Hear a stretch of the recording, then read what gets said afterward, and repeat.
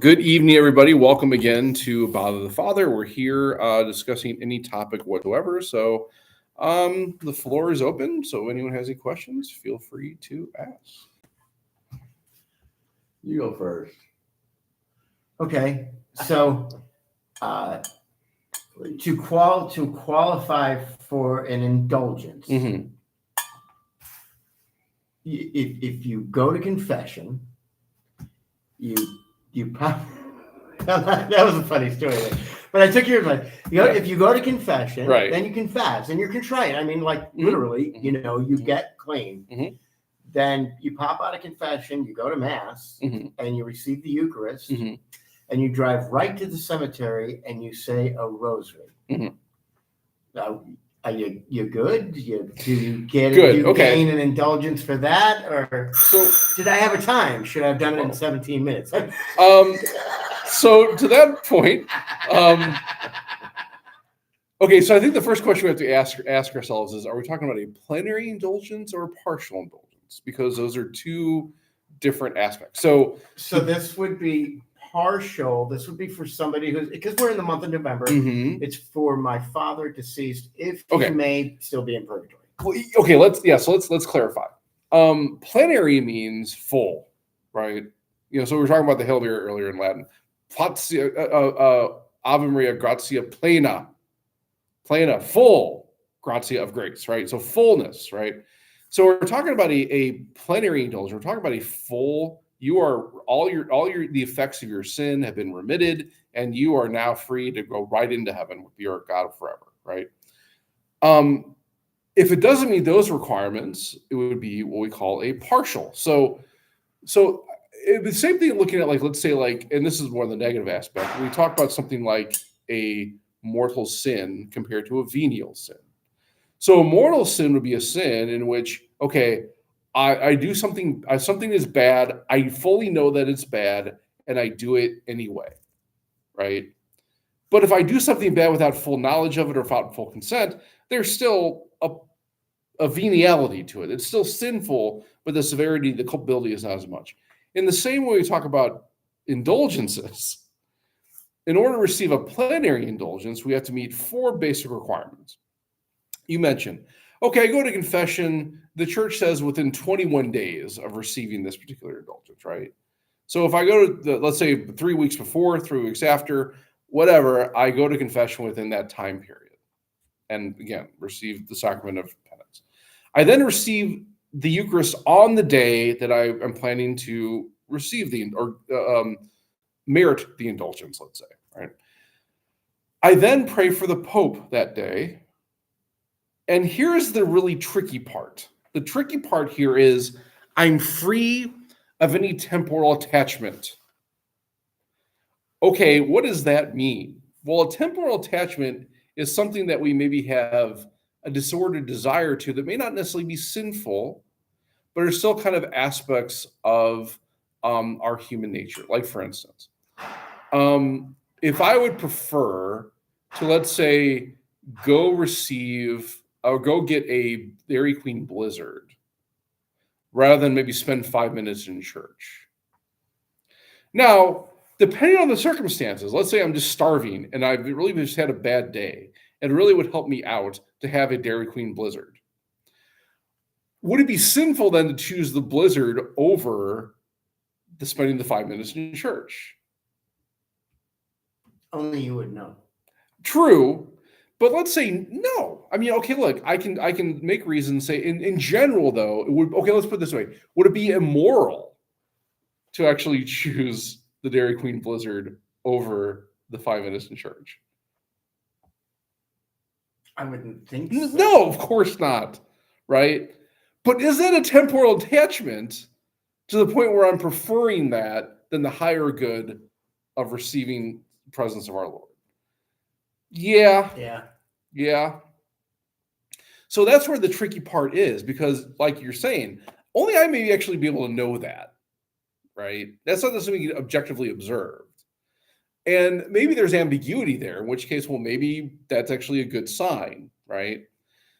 In which case, a plenary indulgence will be applied without doing, let's say, a particular aspect of going to the Pink Sisters, going to visit a pilgrimage site, that kind of thing, right? You can get plenary indulgence every day if you meet those criteria, technically. Okay, let's say that fourth aspect, though, is the real sticking issue. Well, I've already been to confession. I've received the Eucharist. I pray for the Pope. Well, does that mean that it's all for naught? Well, of course not, because if one of those is lacking, you can still get a partial indulgence. And the partiality may vary depending on what the circumstances may be. So, okay, let's say I did everything except for meet that whole thing about the whole attachment thing, but I even went to the Pink Sisters and visited the pilgrimage site. Is there like a greater partial indulgence associated with that compared to like, obviously there'd be something gained in that spiritually, either for ourselves or for someone that's in purgatory. But if I don't meet that plenary benchmark, I can still trust I'm meriting a partial indulgence for somebody. It would seem that any Catholic who has ever had a Starbucks would never, like, I mean, literally, I mean, monks go without everything and anything, right? But all of us living in the normal world, and we'll do it without noticing it, of course. Well, I think the example you use there, John, is a good one when it comes like caffeine. Yeah. How many of us would be willing to sacrifice caffeine for the day for maybe the benefit of somebody else? Let's even say outside of Lent, right? I mean, so again, it's very difficult to kind of meet that threshold of a plenary indulgence. Not impossible, because it needs to be at the moment of the indulgence being granted. Wow, what is going on there? No, just let it go. The back door is open, so if they didn't want to get in, they can come back to the back door. Right? The door is open. Yeah. I don't let go. All right. Well, so like if I'm trying to, get this done and be a good boy, and I don't go by Starbucks, the mere fact that I'm like jonesing for a Starbucks, it's removing my thought and concentration. Correct. On God. Correct. Right. Yeah. I mean, the same way when we think about like the Lenten practices of prayer, almsgiving, fasting, right? We could do that outside of Lent, but I think in the same way, when we're trying to grow in that particular virtue, it's more beneficial to have an intention involved than just try to do it for myself. Oh, right? Oh my gosh. Yeah. So that actually helps us to actually succeed in it. Yeah. And so in the same way when it comes to indulgence, maybe the intention for my father, my grandfather, whoever it may be, can help me to actually do that better. Right. But again, you're the only person who really can say for sure whether that's actually being met or not. I can't necessarily observe that. Right. And that really between you and God. But regardless, the fact I'm doing it, there's great merit in that. And so whether it's a plenary or not, I'm still helping my loved one to shorten their time in purgatory, whatever that means, right? Or whoever it is. There's got to be merit, of course. Of course, right. Yeah, good. I mean, that's something that's, I think, sometimes very misunderstood, and indulgences in general are just kind of misunderstood, partially because they have been diminished over time.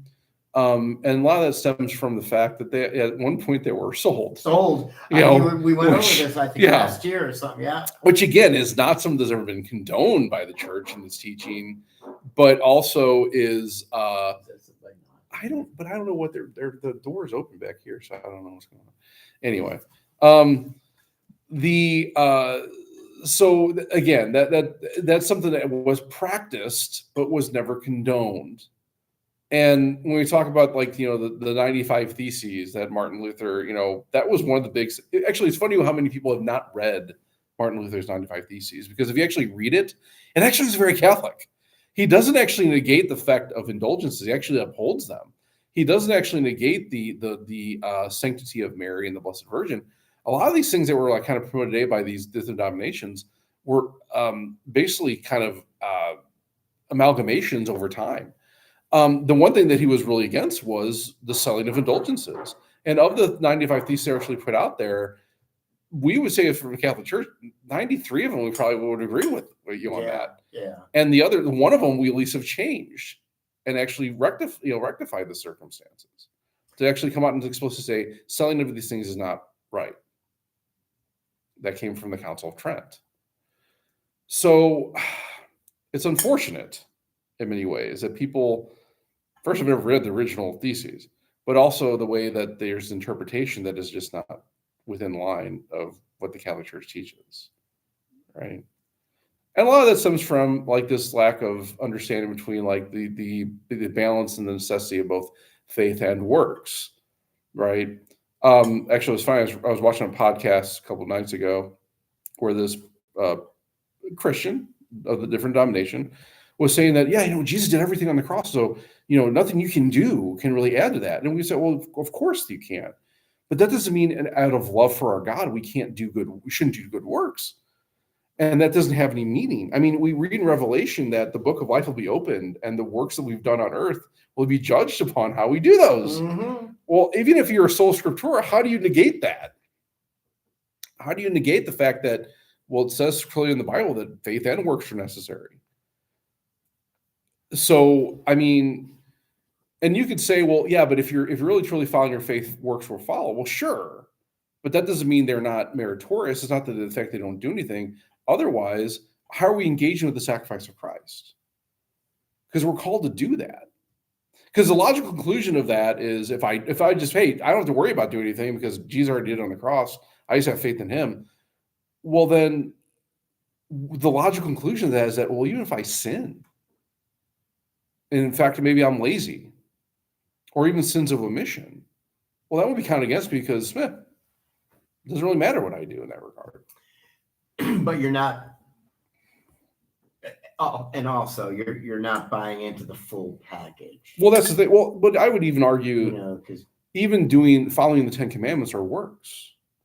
Absolutely. They require effort on our part. Absolutely. And so, in that regard, you're saying that that's not good, or they don't do anything. Well, I don't think you can say that. So, yeah, it's a very interesting discussion, but I think also too that's one of the beautiful things of our faith is that we have it's not either or, it's both and. Yeah. Right. So, yeah. One helps the other out. It's a work in progress. Right. So that's what indulgences are. They're acts of their works, their merits, right? That are not self-seeking, but they're self-giving. Just the way Jesus did on the cross. So, yeah.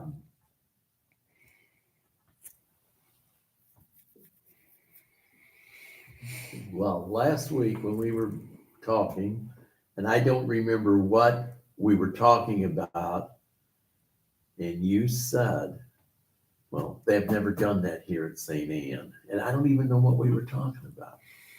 And I was thinking about this, and I'm thinking, well, just because you haven't done something doesn't mean you can't try once in a while or introduce something, and I'm not saying you should or shouldn't. Sure. The only thing I was thinking about, in just my limited history, and I'm going to pick on holy days, I don't believe in my time with St. Anne there's ever been a massive anticipation for a holy day. It's always been. Yeah, you're talking about a vigil. A vigil. Yeah. That might have been what we're talking about. I mean, it hasn't really been, and you're absolutely right. It's never really been a practice. The thing, and the reason why it may not have been, and maybe it was at some point, but it's probably lost. And the reason for that could be because there's only been one priest assigned here for the last 30 years. Yeah. And so in that regard, even for holy days of obligation, the priest is only allowed to celebrate 2 masses a day. So, so if you think about that, if let's say you have the morning mass on, let's say take Sunday, for instance. If I have a morning mass on Saturday morning, maybe I have a wedding or a funeral. The vigil, you could kind of, the thing about the vigil is actually an open question is you can kind of double dip.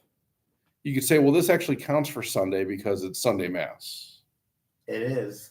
Or you can say, well, okay, I'm just going to celebrate this mass as my Saturday mass. It's kind of an open thing. But then you can argue, well, if you're taking the one route of saying it's a Sunday mass, that means I should only be celebrating one mass on Sunday morning.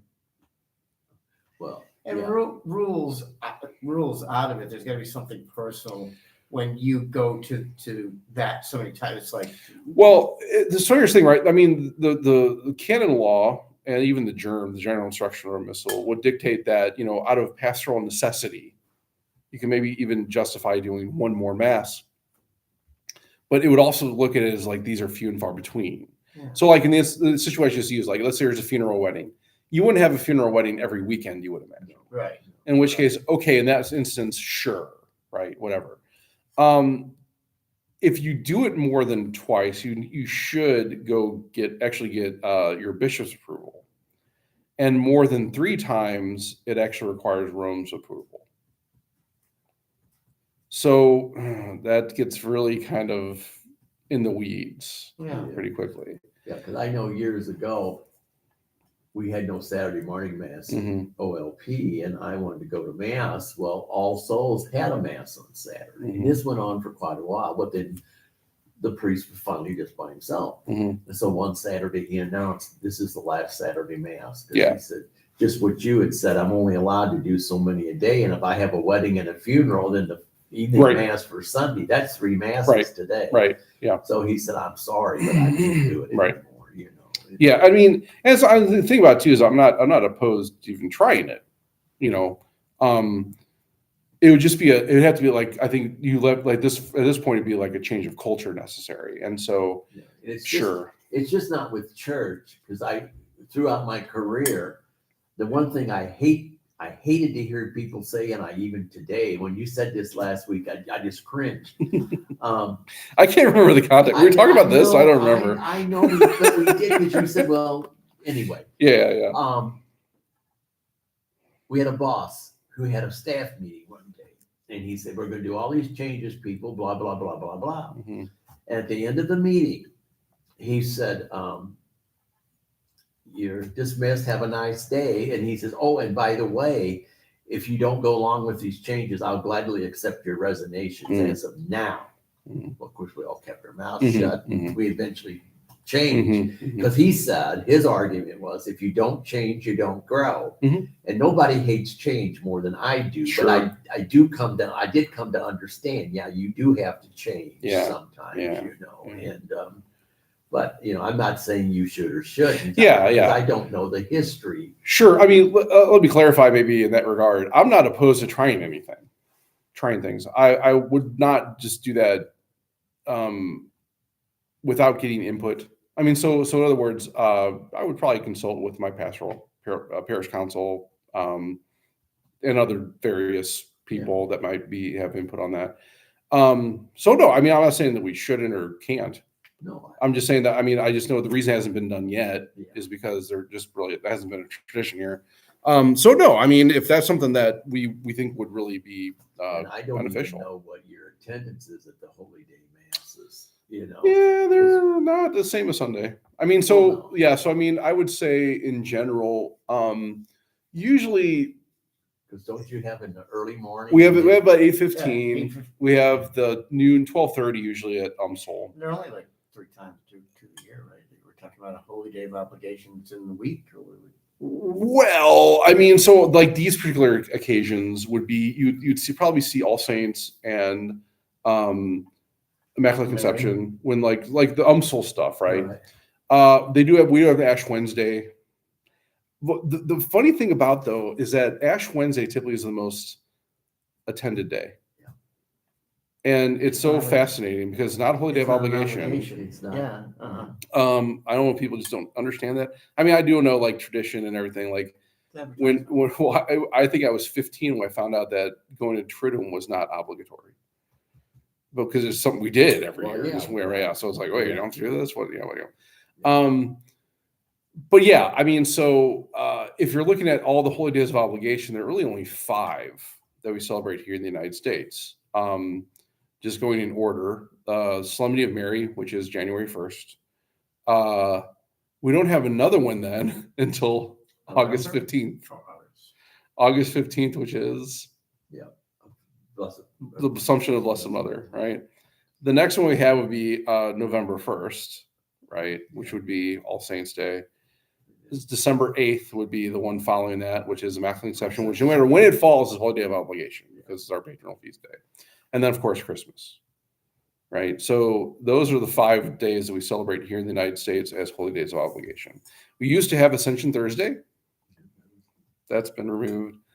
I don't know about St. Louis, but I know in some places Epiphany is usually celebrated as Holy Day of Obligation. But that's also was when it actually fell on the 6th of January. At least here in North America, oftentimes that is transferred to the following Sunday. As is the Ascension, although not in every diocese in the United States, which is very, very frustrating. Because in some dioceses, the Ascension Thursday is a Holy Day of Obligation. It actually falls on Thursday. When I worked, I usually, for the holy days, I would go to the anticipated Mass. Yeah. The Vigil Mass. Yep. Because the next day you might have a tough day at work and you come home and, I got to go to church tonight. Yeah. And that's no way to treat it, but that's the right. way I treat it. I actually appreciated going to Mass actually on Halloween night. Because you go to Mass and then you can stay up all night and get candy, and then you're on a sugar high, and then you wake up the next morning. We did it. Presentation. We always had to anticipate. Yep. Yeah. Well, I mean, we just had our parish council meeting. But that's something we can talk about the next one, which is in January. I'm not opposed to trying things. No. But yeah, I want to get input and see what people think too. I understand. The only one I would like to maybe have a consideration of. That's just selfish on my part, but it would be New Year's Eve. Yeah. Okay. Well, we are having our New Year's schedule, which is I think in the bulletin now.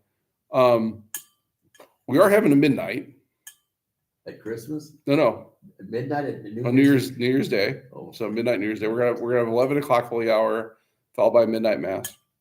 We're gonna have a 9 a.m. on New Year's morning, then at noon. Then I'll be heading out to Columbus for 3 days for Seek with the college kids. Cool. But that's the kind of, we're also changing the midnight Christmas Mass to 10. And the reason we're doing that is because my first year I was here, we had about 25 people come to that Mass. Last year we had 15. I mean, it's a lot to have a Mass for 15 people. And this might be better work. So we're going to have this year at 10. We're going to see who comes.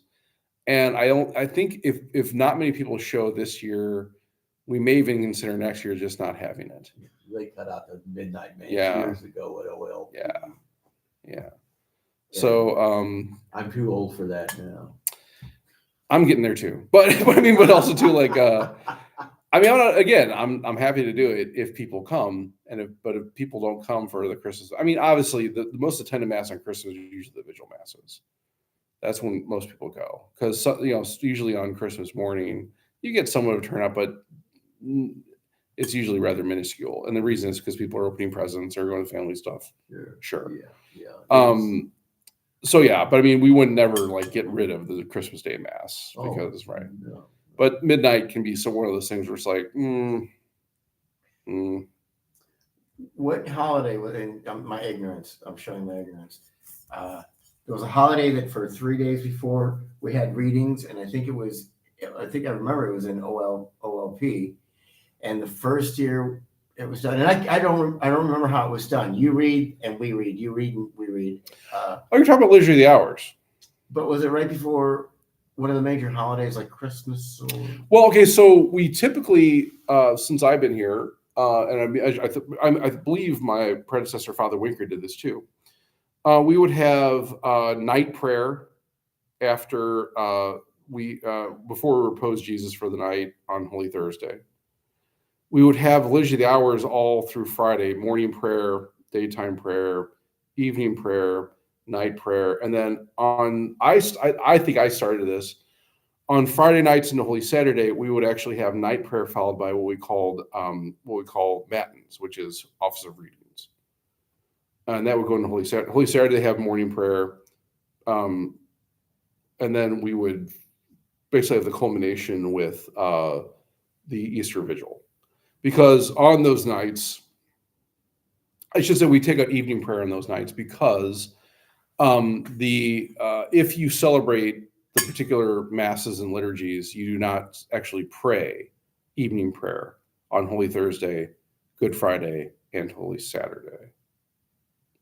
Wait, Holy Saturday might. I got to check it. It's in the breviary. So those are probably liturgy the hours you're talking about. Okay. And I would have that. So like, for instance, on Good Friday, we would have night prayer like at 11:30, and then officer readings would then go into Holy Saturday, which would be That's like where. midnight. Okay, so my question, this leads. So will you put out like a bulletin and maybe instructions and when it's going to be? I think. Yeah. I mean, actually, now that I have access to something called eBreviary, I can actually print those out for people. And I think I did last year. Maybe I didn't. I can't remember. But it actually goes through, and we actually pray. For those who don't know, we actually pray in common vespers every Sunday night at like 4 p.m. over at Presentation. So we've been doing that for the last like few months. I know, I read about that. Not many people come. There's been days where it's just me, which is fine. I have to pray it regardless. I have to pray it as part of my vows. Yeah, when you first started, I came some, but I actually forgot about it. Yeah. So yeah, I mean, obviously people are always welcome to come to that on Saturday, Sunday evenings at 4 p.m. over at Pres. But yeah, for Tour de Moi, I think we definitely get a little more. I think again that just goes down that we kind of start that people get used to it and they come to that kind of thing. So yeah, I guess it goes back to my grade school as being an altar boy. I mean, we who come to Holy Week, we went to all of that because we were serving, and you got used to it. And it's amazing now when you drop into some of these churches for Holy Week and the attendance just isn't there. To me, that is. Yeah. I mean, where are they? I mean, obviously, I think oftentimes the vigil is probably the least attended. I mean, Easter is almost the almost complete opposite of Christmas, where on Christmas everyone comes to the vigil, and on Easter everyone comes to the day masses, like usually the later morning masses, later Sunday morning. And so I don't know. I mean, personally, to me, my favorite liturgy of the year is always the Easter Vigil. Sure. It's always just because all the there's a lot of pomp and circumstance, but also just a lot of the moving parts to keep track of, and it's challenging, which I enjoy. Well, it's very moving, and I enjoy it. But for years, I wouldn't go to it because as an altar boy, growing up in the country with one priest, there were things that we did that I felt a priest should be doing. That was just my take on it. Can you like what? What are you talking about? Like what? Well, just. I'm interested. It's actually interesting you're saying that. Well, I know. It's just, one of the things that, and I thank God I never got that particular job, but they'd give this kid a bowl of water, full of water, and we would have to process the length of church with that bowl of water and not spill any, because that was part of the water he was going to bless for the new water. Oh, interesting. Okay. Okay. So you would process it with the water that would be blessed. Really? Yes. Interesting. Back in the 50s now. I mean, there's nothing there's nothing stopping from that happening. I mean, there's nothing like explicit to say that should or shouldn't happen. I know I've always, whenever I've been, whether it's been serving or whether it's been, as a priest or deacon, we always have the water already out. Like, so we pre-fill the font. The only thing is we don't fill the. Go ahead. Well, we don't fill the fonts next to the door. So, or the main font that people get holy water from because it's not blessed yet. But we do fill the baptismal font, and then because we bless that water as part of the rite for baptism, and then from there we take the rest of the water and fill up the rest of the fonts. Because it's actually explicit in the liturgy that you don't have those fonts filled until after the water is blessed. The baptismal font's different, but even then there's sort of a thought that maybe that shouldn't even be filled until the water is blessed too. Well, but it just seemed like we had a lot to do, Well, I think the problem there is there's a lot of water.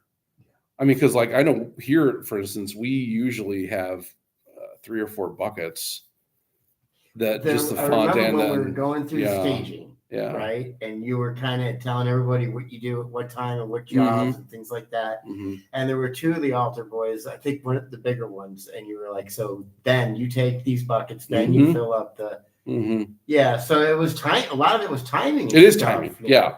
And I think the new rite of OCIA came out just recently, and I think it's more clear in there because in the old rite it was actually rather ambiguous as far as like when all that happened, because there's like circumstantial. Let's say you don't have anyone baptized, or you don't have anyone confirmed, or you don't have.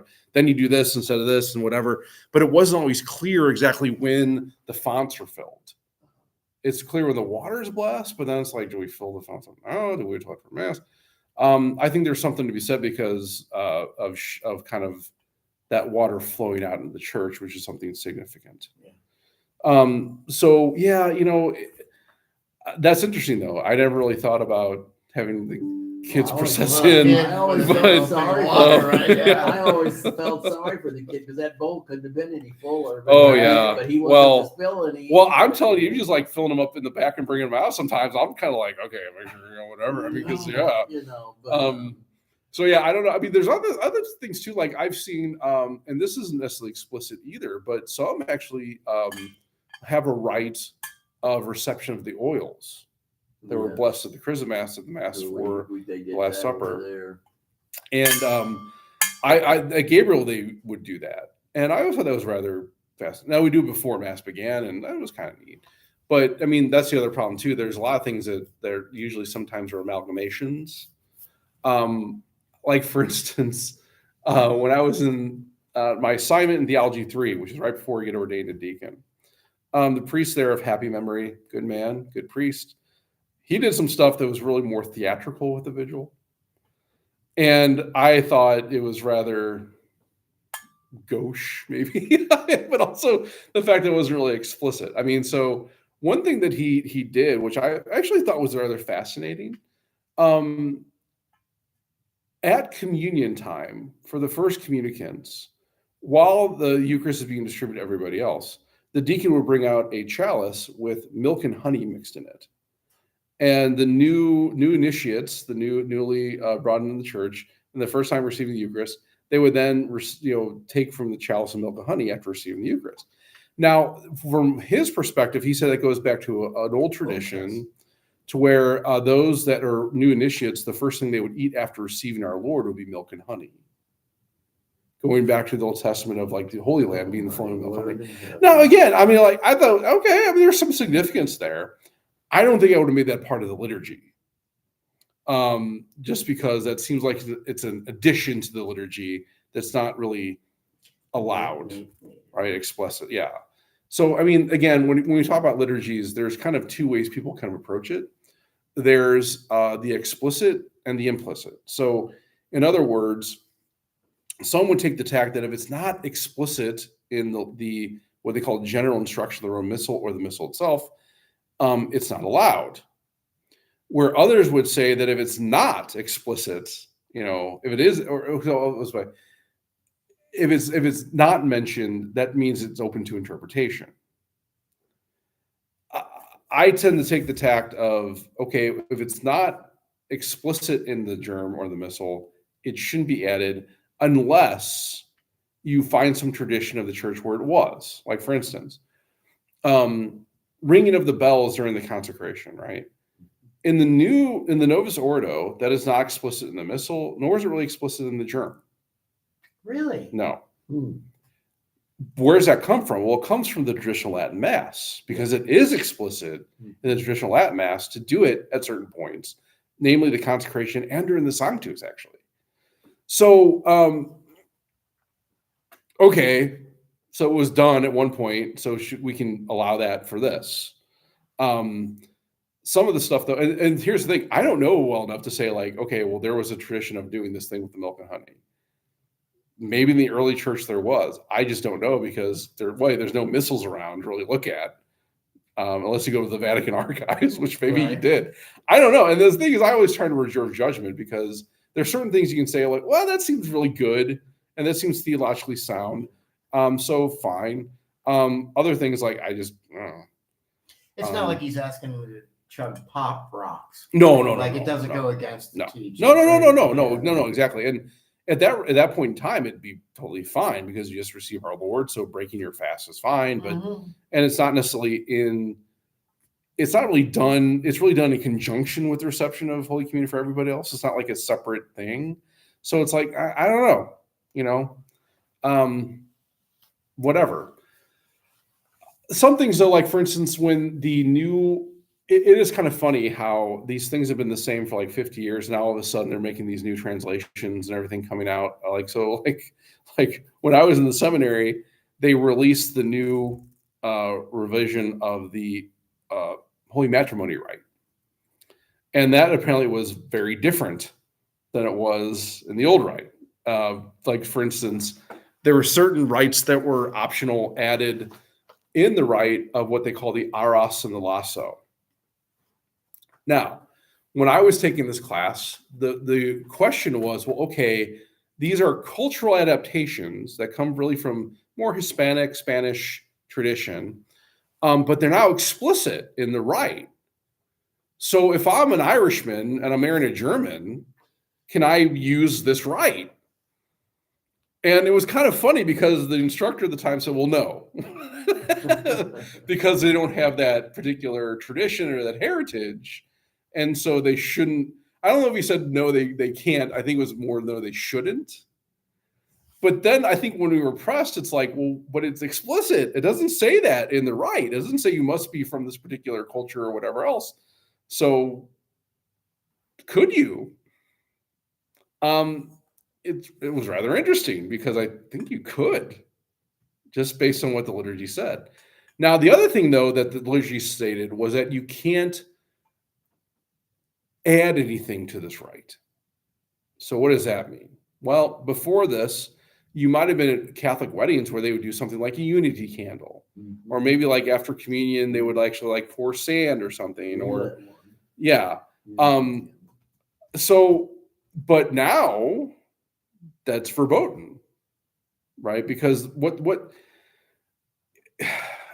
so like the question was actually brought up, well, okay, well, in like, let's say a regular mass, there are kind of natural breaks where certain things are done. Let's say like announcements, or maybe there's like a devotional, something that could be done within the context of that mass.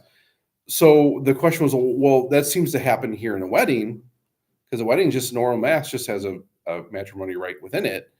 So can nothing be done? And the answer we got was like, well, it has to have some theological significance. Okay, so like bringing roses to the Marian altar and praying at the Marian altar. That seems probably appropriate. But wait a minute, it says you can't add to the rite. Isn't that adding to the rite? So it caused a lot more questions, I think, than it answered with a lot of guys, right? So, you see that. well, and I will say, like, I do allow the roses to Mary, and I'm also open. Like, if there's something that's actually kind of more theologically profound, maybe we can talk about it and see what happens. But like things like the unity candle, there was really never any theological significance of that. And so it's like, I can't really use them anymore. I don't know the last time I saw it, but I haven't been to a wedding for a long time. Yeah. So. We just had one the last Saturday, which was really great. It was good. At the OLP. Mm-hmm. Artie and Artie and Ashley, yeah. That was good. Oh, well, I guess I don't know. They're relatively new. I'm sure you've probably seen them. They're a family of 4. Okay. Yeah. So they're good people. Yeah. So Artie's actually going through OCI right now. Oh, okay. Yeah. So yeah, I mean, but now they're actually these retranslate the OCA. They actually did the new confession rite. They have a new communion service rite. We just found out recently that they've actually retranslated the breviary, which is crazy because the breviary has been the same since 1975, and now it's like, oh, now all of a sudden we're going to change that. So I'm used to praying it one way, now I'm going to pray it another way. Cool, whatever. So yeah, it's going to be rather interesting these next couple of years with these changes. That just got to be a big challenge for the older priests. Oh, I think it's challenging even for the younger priests. I mean, because like, look at it this way. I've been praying the breviary for now 15 years. 15 years. It's been the same prayers, the same hymns, the same psalms. Now it's going to change. Yeah. Because like even in your head, you're going through is like you don't even read it anymore. You just kind of go through your head like, Right. okay, that's Yeah. fine. Now you're going to be like, okay, wait, that's gonna be awkward for maybe like first year or two. Yeah, it's fun times. What was the reasoning for that?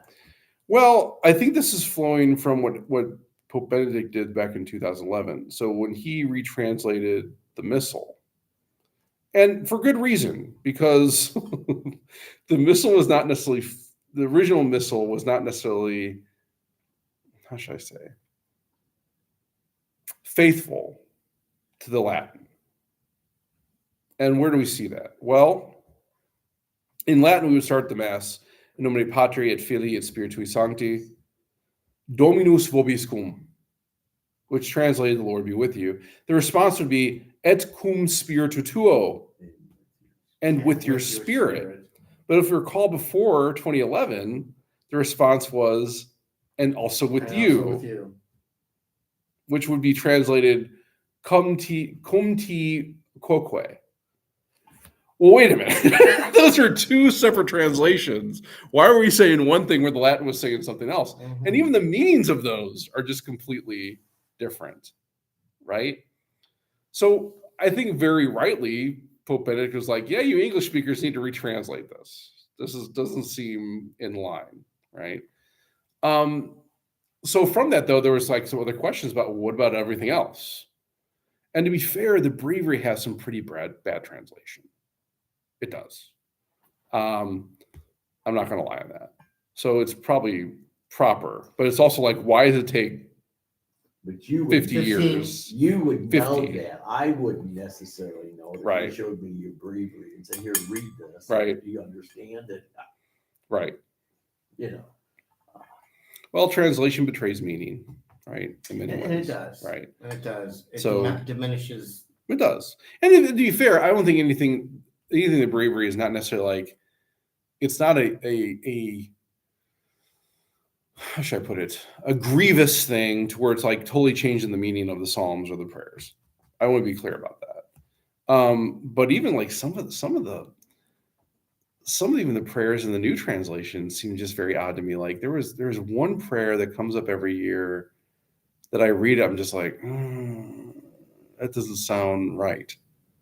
And for life, I can't remember what it is. It's somewhere around like end of ordinary, like middle end of ordinary time. And it's like, I think it's even like the final prayer where it kind of calls like, it talks about the bread and the wine instead of like the body and blood. It was just like, what? It's just very, yeah. I mean, I even cringe when I actually pray it sometimes, just like, so yeah, but again, if that's what the original Latin says, okay. But are we diminishing our theology in that regard? Right. Maybe we should look at the original Latin on these things and say like, hey, what's going on with that? I mean, it's funny because that's what just happened recently when we talked about the co-redemptrix and the mediatrix. So not to get too much in Catholic baseball, but do we know what's going on? Have we heard about this? No. Okay. Before Pope Francis died, there was something being debated about a new title for the Blessed Virgin that has been used by John Paul II, has been even used even as far back as, I think, even like Leo XIII and before, of Mary being co-mediatrix, right? Co-redemptrix. So the point is, and I think this is how it was meant, was really underscoring the great mission that Mary was given and her yes of allowing Jesus to be incarnate. And we don't want to diminish that. We don't want to underscore that. We don't want to, say that was not important. But I think rightly, the church has said that can be a little bit too confusing for people. And it may elevate Mary in people's minds and hearts somewhere where she shouldn't be, namely a divine being. I think there's something to be said about that for the general public and maybe even novices and even maybe some educated people, when you say the word co-redemptrix, what you're saying is there can be a way of looking at that as a subservient or submissive action involved with co, or an equal one. And so, like, if you say, like, when we say, like, Jesus is consubstantial, co-substance with the Father, Mhm. well, that means equal, right? There's an equality in that regard. But that could also be translated as something like, well, there's a support aspect of that. And if you didn't have that background, you could very easily fall into that understanding that Mary is co-equal to Jesus. I mean, I've like, someone was asking me, like, what do you think about that? I'm like, honestly, I don't care. It doesn't really have much bearing on me as far as, like, my faith, as far as, like, my particular theology. I love Mary. She's my mother. I always want to sing her praises. I always want to recognize the hyperdulia that's owed to her. But I don't know. I can understand how it could be like, this could be something confusing. Yeah. What is the so-called average Catholic sitting out there? Are they going to know? Yeah, Well, probably I not. think that might be the problem. Mhm. I currently have a Protestant friend who made a comment to me, and I don't know if he was like, Duffy, if I ever learned about the Catholic religion, I'd want it to be through you. The biggest things are, how do we get somebody to understand why I pray to Mary in my rosary every day, and how I pray through her, and it magnifies. She brings it to her son. I don't think she's not God, right? Right, Like, and right. that was the whole Right. beauty of her. She didn't have any magical about her. It was only her whole will to be the handmaid. It's the whole beautiful story. It's so hard to teach people that. Why muddy that water with the? I know, and I think there was some ecumenical lens being used here too, because I think, right, if our mission as Catholics is to bring about the kingdom of God, to convert souls and minds to the fullness of the Catholic faith, this could muddy the water.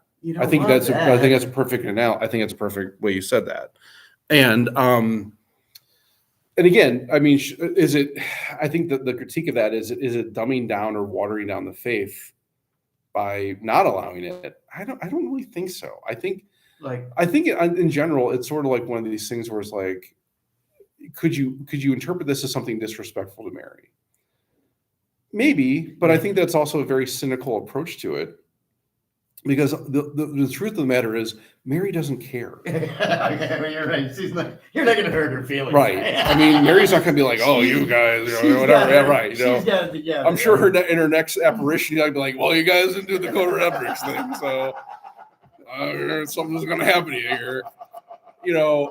I mean, I think we got to put all things in perspective. That's pretty good. And the fact that we love Mary, we honor her, but also she's not being hurt by this. Right. And neither should we. Right. Yeah. So good. That's funny. Oh, good. Any other questions or anything? Anyone we also got one person watching right now. Is anyone watching online have anything, a question they have, or anything they want to bring up? Feel free to put in the chat. But sitting here, in reality, what do we? Anything else? I'm good. I appreciate you. Just as a general comment or feeling that you may have or not, do you think that because of the shrinkage of the Catholic population in St. Louis, do you think that in the wisdom of Rome that we will get an auxiliary bishop, or they'll just go with Archbishop Rogandski?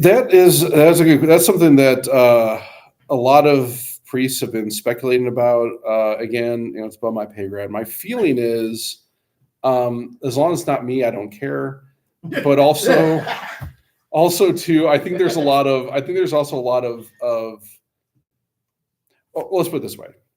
In my experience here in St. Louis as a priest and even as a layman, it's always interesting that usually they have the auxiliary name before the new person gets named somewhere else.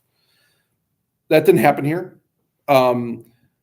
Now that could be for two reasons. It could be just that, with maybe it was very quick in the way they did this because there's a lot of open seas, and so they wanted to make sure the important ones were filled, which Mobile is an important one. It is a metropolitan.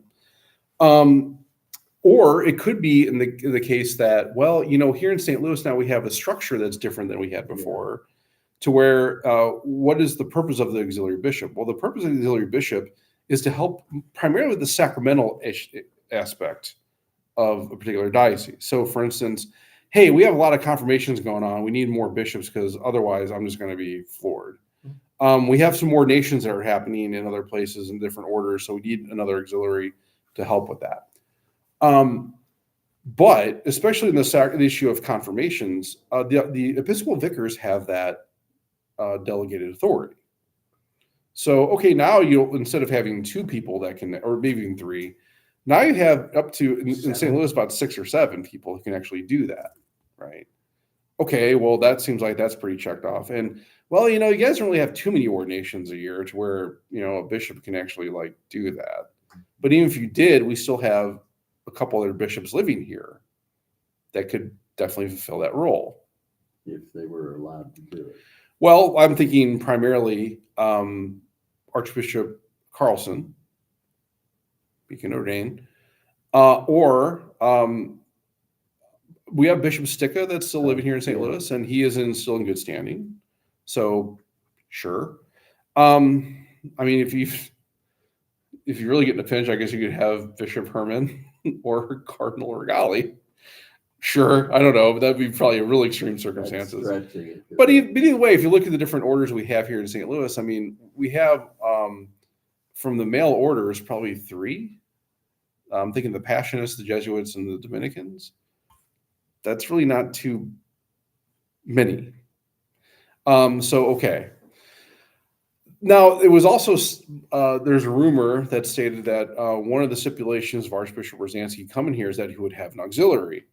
But again, that was also before all things new, this new structure set up. So the only person that really would know this for sure is Archbishop Rosansky. And I think he'd be the person to kind of be like, okay, well, he's the only person that would really know if he needs it or not. But the fact that we haven't had one named indicates to me that maybe we won't be having one. I just don't know. I don't know. There's a lot of factors there. Because I know when I was a kid growing up, we actually had an archbishop and 2 auxiliaries. Yeah, I mean, and that's the other aspect of this too, is that if you look at tradition, we've always had an auxiliary in St. Louis, at least since we've been an archdiocese. Mm-hmm. So, yeah. But then again, we've never had episcopal vicars either. So I honestly, I think at this point it's a 50-50. I can tell you I have not been called, nor do I want to be called. No. That's all I can tell you. Any priest I've ever talked to about it says, I don't want the phone call because I'd have to tell them no. And well, that could also be a very career limiting. You're right. As your cousin told me when he finally was given like a couple days to think about it and come back with an answer. Well, he told me what he did, and then he went back and gave the answer the same day. And supposedly the Archbishop said to him, well, you don't tell the Pope no. Well, I mean, there's rumor that there's been at least one priest here in St. Louis who has apparently said no. I don't know if that's true or not, but typically when you say no, you're not asked again, which probably that's beneficial. But I think in the same way as Bishop Rice has always told me, and I always take this tack too, I've already said yes. So, if it comes down to the fact whether the Archbishop Rosansky or the Holy Father, you would say yes. I'm obedient servant, right? Yeah, I mean, you have your finger crossed behind your back. Right, exactly. I mean, so in that regard, I mean, I think my prayer is I'm never called, because if I am called, I don't have much option there. Yeah. So I just hope I never am.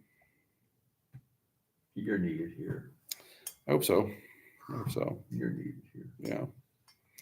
Well, especially probably more recently for sure. Yeah.